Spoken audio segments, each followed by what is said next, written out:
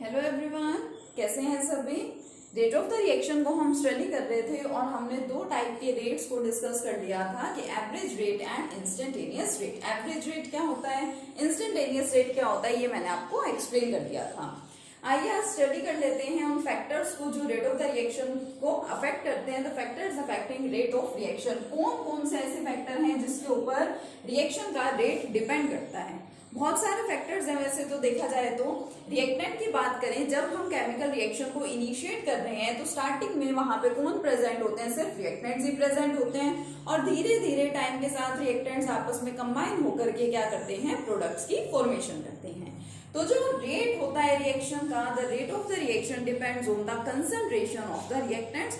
Obviously वो reactants की concentration पे डिपेंड करेगा, नेचर ऑफ द रिएक्टेंट्स पे भी डिपेंड करता है। अगर हमारे पास रिएक्टेंट्स गैसियस स्टेट में या गैसियस फॉर्म में प्रेजेंट है तो हम बोल सकते हैं कि प्रेशर पे भी डिपेंड करता है, टेम्परेचर पे डिपेंड करता है, कैटालिस्ट पे डिपेंड करता है। तो आप देखते हैं कि बहुत सारे फैक्टर्स होते हैं जो कि अफेक्ट करते हैं रेट ऑफ द रिएक्शन को। आज हमें क्या करना है, आज हमें इन सभी फैक्टर्स को वन बाय वन डिटेल में क्या करेंगे, हम इनको डिस्कस करेंगे। सबसे पहले देखिए हम बात करते हैं कंसंट्रेशन की।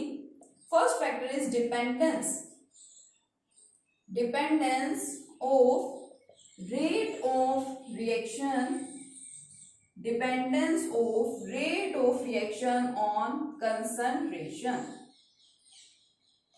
रिएक्टेंट्स की कंसंट्रेशन पे रेट ऑफ द रिएक्शन किस तरह से डिपेंड करता है, हमें इस चीज को यहाँ पे स्टडी करना है। इसको बहुत अच्छे से समझने के लिए मैं आपको दो तीन छोटी छोटी बातें बताऊंगी। उन सभी चीजों को आप अच्छे से देख लेंगे, उन सभी टर्म्स को आप अच्छे से देख लेंगे तो आपको ये जो हमारा फर्स्ट पॉइंट है विच इज वेरी इंपॉर्टेंट, ये आपको बहुत इजीली समझ में आ जाएगा। और हमारा जितना भी चैप्टर बचा हुआ है उसका अप्रोक्स 70 to 80% जो हमारा मेन पार्ट है वो सारा का सारा इसी पॉइंट में, इसी फैक्टर के अंदर आ जाता है। तो इसमें दो तीन छोटी छोटी बातें हैं, अगर आप इस फैक्टर को समझना चाहते हैं तो दो तीन छोटी छोटी टर्म्स आपको स्टडी करनी पड़ेंगी। That is rate law, rate constant and order of the reaction. यही तीनों चीजें हैं जो मिलकर के हमारे इस फैक्टर को कंप्लीटली क्या करती हैं, एक्सप्लेन करती हैं। ठीक है, तो इसको समझाने के लिए मैं आपको सबसे पहले बताना चाहूंगी रेट लो या रेट लो एक्सप्रेशन के बारे में। हम एक सिंपल सी इक्वेशन कंसीडर कर लेते हैं। That is consider a general equation in which capital A and capital B reacts for the formation of capital C and capital D products, whereas small a, small b, small c and small d are the stoichiometric coefficients of A, B, C and D respectively। ठीक है, अब हम क्या करते हैं, हम rate लो यहाँ पे आपको एक्सप्लेन करने जा रहे हैं। तो रेट लो एक्सप्रेशन क्या कहता है, according to rate law. Rate law हमें क्या बताता है, देखिए अकॉर्डिंग टू रेट लो के accordingly rate of the reaction, किसी भी केमिकल रिएक्शन की, किसी भी केमिकल इक्वेशन के अगर हम रेट की बात करते हैं then this rate is always directly proportional to the concentration of the reactants। वो रेट क्या होगा, रिएक्टेंट्स की कंसंट्रेशन के डायरेक्टली प्रोपोर्शनल होगा, रेज्ड टू द पावर, उसके ऊपर पावर्स आ जाएंगे कुछ x, y। अब इस चीज को अच्छे से यहाँ पे नोट कीजिए, ये जो x और y है ये क्या है, these are not the stoichiometric coefficients of capital A and capital B। ये small x and small y A और B के स्टोइकियोमेट्रिक कोएफिशिएंट्स नहीं है। एक हमने लास्ट 11th क्लास में थर्मोडायनामिक्स में स्टडी किया था, लॉ ऑफ मास एक्शन, आपको अच्छे से याद होगा। लॉ ऑफ मास एक्शन हम लोग स्टडी करते थे और उसमें हम क्या बोला करते थे, यहाँ पे रेट की बात करते थे। Then rate is directly proportional to the concentration of the reactants raised to the power of their stoichiometric coefficients। और law of mass action के अंदर जो concentration थी, concentration की वहां पे क्या आ जाती थी, पावर्स आती थी, stoichiometric coefficients वो पावर्स होते थे। तो आपको दोनों में यहाँ पे डिफरेंस क्लियरली दिखाई दे रहा है। लो, जिस रेट लो की मैं आपसे बात कर रही हूँ, जिस रेट लो एक्सप्रेशन की बात कर रही हूँ, उसके accordingly rate of the reaction is directly proportional to the concentration of the reactants raised to the power, but that power may or may not be equal to the stoichiometric coefficients. मतलब may or may not be equal का मतलब क्या है कि मान लीजिए A और B दोनों के स्टोइकियोमेट्रिक कोएफिशिएंट्स मैं आपको बोलूं यहाँ पे 2 2 हैं, तो जरूरी नहीं है कि ये हमेशा यहाँ पे 2 2 ही रहेंगे।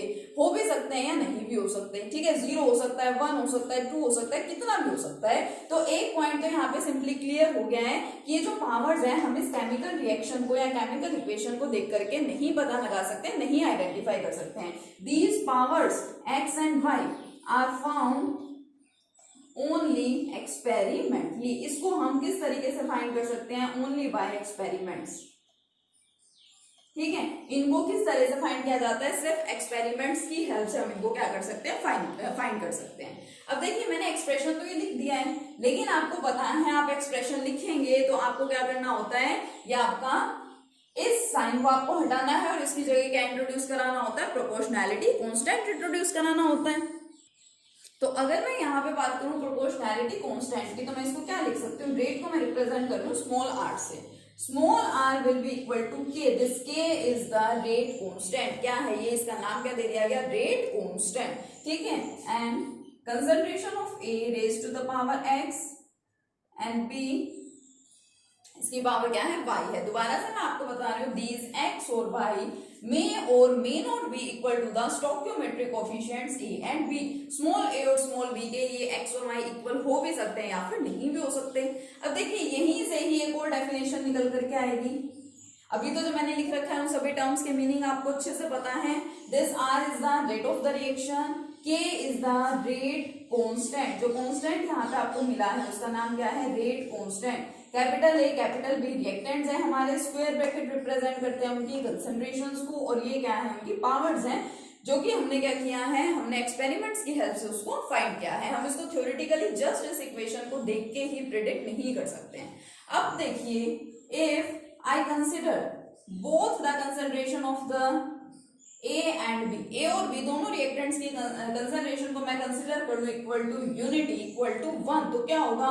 इसकी कंसंट्रेशन भी 1, इसकी कंसंट्रेशन भी 1। पुट करूंगी मैं यहाँ पे तो मुझे क्या मिलेगा? R will be equal to K। तो मैं यहाँ से क्या बोल सकती हूँ कि रेट कांस्टेंट को मैं यहाँ से डिफाइन भी कर सकती हूँ। Rate constant is equal to the rate of the reaction when the concentration of the reactants is taken as unity. जब मैंने रिएक्टेंट्स की कंसंट्रेशन को क्या लिया है? यूनिटी लिया है। मैं लिख रही हूँ यहाँ पे रेट कांस्टेंट, ठीक है। Rate constant is equal to, किसके इक्वल है? Rate constant is equal to the rate of the reaction, is equal to the rate of the reaction if the concentration of reactants, जितने भी रिएक्टेंट्स हैं यहाँ पे यूज हुए, if the concentration of the reactants is taken as unity.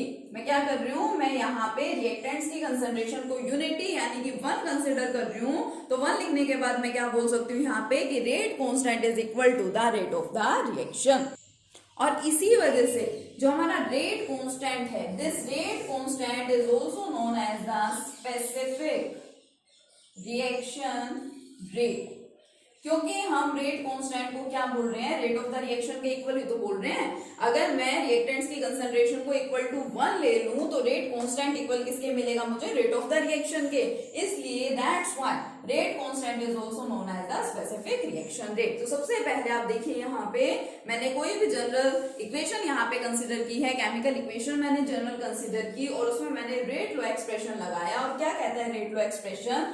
Rate law expression के accordingly the rate of the reaction is directly proportional to the concentration of the reactants raised to the power, and these powers may or may not be equal to the stoichiometric coefficients of the reactants. reactants के stoichiometric coefficients के ये power equal हो भी सकती है या फिर नहीं भी हो सकती है।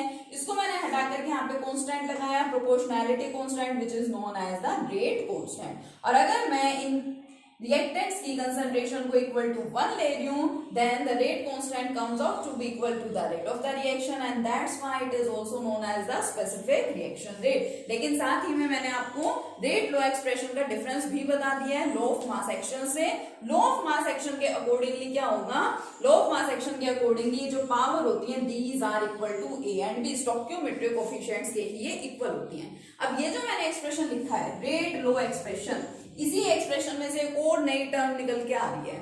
ये जो मैंने यहां लिखा ऑर्डर, रेट लो क्या है मैंने आपको बताया, रेट कांस्टेंट क्या है वो आपको पता चल गया, ऑर्डर जो है वो भी हमें यहीं से मिलता है रेट लो एक्सप्रेशन से ही। क्या होता है ऑर्डर ऑफ द रिएक्शन?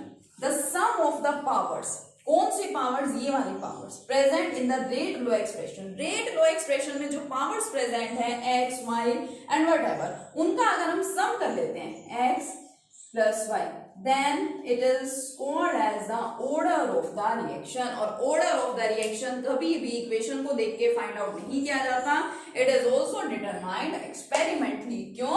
क्योंकि हम x और y ही जब एक्सपेरिमेंटली फाइंड कर रहे हैं तो उनका जो हम सम ले रहे हैं, क्या उसका इन कोफिशिएंट से कोई लेना देना होगा? नहीं। वो भी इट मींस हम क्या बोले, the order of the reaction is always find on the basis of experiments only। it cannot be calculated theoretically only with the help of a chemical equation or a chemical reaction। और अब देखिए, अब इन्हीं factors को क्या किया, combine कर दिया गया और इन्हीं फैक्टर्स को कंबाइन करके क्या बताया गया कि जो रेट ऑफ द रिएक्शन है वो कंसंट्रेशन पे किस तरह से डिपेंड करता है। तो क्या बोला गया, rate is directly proportional to the concentration of the reactants. ठीक है, जो भी रिएक्टेंट है उसकी concentration raise to the power n। ठीक है, और ये जो n है उसका स्टोइकियोमेट्रिक कोफिशिएंट से कोई लेना देना नहीं है, मैंने आपको बताया अभी। ठीक है, and this n is known as the order of the reaction। n ही यहाँ पे क्या है, रिएक्शन का ऑर्डर है, क्योंकि मैंने तो यहाँ पे मेंशन किया है कि रिएक्टेंट की कंसंट्रेशन है। ठीक है, अगर आपके पास यहाँ पे मान लीजिए दो रिएक्टेंट्स आ जाते हैं तो उसको मैं कैसे लिखूंगी, उसको मैं लिखूंगी इस तरह से, r is directly proportional to a की पावर, सपोज मैंने a लिख दिया कोफिशिएंट स्मॉल a, b की पावर स्मॉल b, और इन्हीं दोनों का जो सम होगा that sum will be equal to the n and this n represent the order of reaction here. यही n यहाँ पे क्या है, ऑर्डर ऑफ द रिएक्शन है। ठीक है, तो n के बारे में क्या बोला गया, this n may be any integer, कोई इंटीजर भी हो सकता है, और फ्रैक्शन, कोई भी इंटीजर होगा या क्या हो सकता है, फ्रैक्शन हो सकता है, या सिंपली मैं बोलूं कि 0 1 2 3 कुछ भी हो सकता है। ठीक है, फ्रैक्शंस में भी प्रेजेंट हो सकता है। सेकंड क्या है कि n का स्टोइकियोमेट्रिक कोफिशिएंट से कोई लेना देना नहीं है। n is not related to the stoichiometric coefficients of a chemical reaction। एक केमिकल रिएक्शन के स्टोइकियोमेट्रिक कोफिशिएंट से कोई लेना देना नहीं है ऑर्डर ऑफ द रिएक्शन का, and order of the reaction is found only experimentally. किस तरह से हमें इसको फाइंड करना है, हम ऑर्डर ऑफ द रिएक्शन को सिर्फ एक्सपेरिमेंटली ही फाइंड कर सकते हैं, इसके अलावा हमारे पास और कोई मेथड नहीं है ऑर्डर ऑफ द रिएक्शन को फाइंड करने का। तो आपने देखा यहाँ पे कि जो रेट ऑफ द रिएक्शन है वो कंसंट्रेशन पे किस तरह से डिपेंड कर रहा है, और इसी में ही आपके पास एक नई टर्म आ गई है which is the order of the reaction. ठीक है, इसको अच्छे से स्टडी कीजिए। नेक्स्ट वीडियो में मिलते हैं नेक्स्ट टॉपिक के साथ। Thank you.